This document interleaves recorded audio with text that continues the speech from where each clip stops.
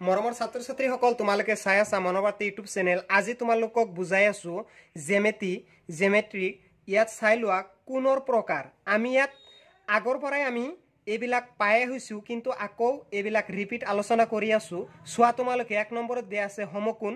সমকোণ মানে কি?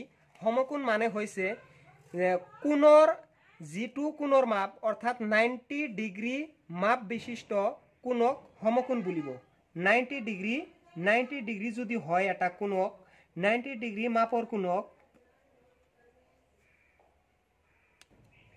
তোমালোকে লিখিবা 90 ডিগ্ৰী মাপৰ কোণক সমকোণ বোলে। মানে আমি জানো চিত্ৰৰ সহায়ত বুজাব লাগিব। এই কোণটোক কোৱা হ'ব সমকোণ। এই 90 ডিগ্ৰী কোণটোক কি কোৱা হ'ব? সমকোণ। ইয়াত 90 ডিগ্ৰী এংগল কৰিছে মানে এইটো সমকোণ। তাৰ পিছত তোমালোকে আহা সূক্ষ্মকোণ লৈ। সূক্ষ্মকোণ মানে কি? সূক্ষ্মকোণ হৈছে 90 ডিগ্ৰী মাপতকৈ কম জোখৰ হলে তাক সূক্ষ্মকোণ বলিব। 90 ডিগ্ৰীতকৈ কম।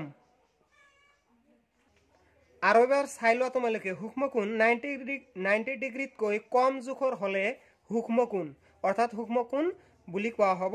তাৰ পিছত আহা বৃহৎ কোণ। বৃহৎ কোণ মানে হৈছে যিটো কোণ 90 ডিগ্ৰীতকৈ ডাঙৰ কিন্তু 180 ডিগ্ৰীতকৈ সৰু। এনেকুৱা ধৰণৰ লিখিবা। এইটো চাই লোৱা তোমালোকে 90 ডিগ্ৰীতকৈ ডাঙৰ কিন্তু 180 ডিগ্ৰীতকৈ সৰু। এনেকুৱা ধৰণৰ কোণ হলে তাক কোৱা হ'ব বৃহৎ কোণ। তাৰ পিছত আহা তোমালোকে সৰল কোণ। সৰল কোণ মানেনো কি? সৰল কোণ মানে হৈছে যিটো কোণৰ মাপ 180 ডিগ্ৰীৰ সমান হয়। 180 ডিগ্ৰীৰ সমান হয় তাক কি বুলিব? তাক এই সৰল কোণ বুলি কোৱা হ'ব। তাক সৰল কোণ।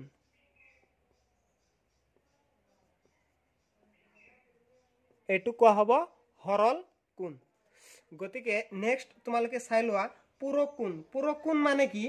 পূৰক কোণ মানে হৈছে দুটা কোণৰ যোগ, দুটা কোণৰ সমষ্টি, দুটা কোণ। ইয়াত তোমালোকে লিখিবা পূৰক কোণ মানে দুটা কোণৰ সমষ্টি 90 ডিগ্ৰী হলে।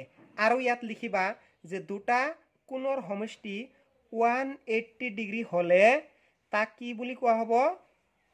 তাক কোৱা হ'ব সম্পূৰক কোণ।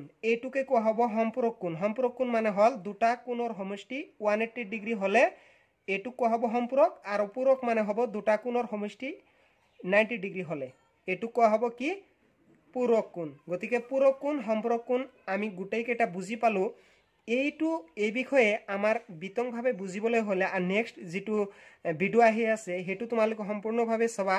কোনো ধৰণৰ ডাউট নাথাকিব, সম্পূৰ্ণৰূপে তোমালোকে বুজি পাবা। গতিকে ভিডিঅ'টো ছাবস্ক্ৰাইব কৰি লোৱা। তোমালোকে যিকোনো ক্লাছৰ বাবে এইটো লাগিবই, মানে খুবেই ইম্পৰ্টেণ্ট হয়। যিকোনো ক্লাছৰ বাবে খুবেই ইম্পৰ্টেণ্ট।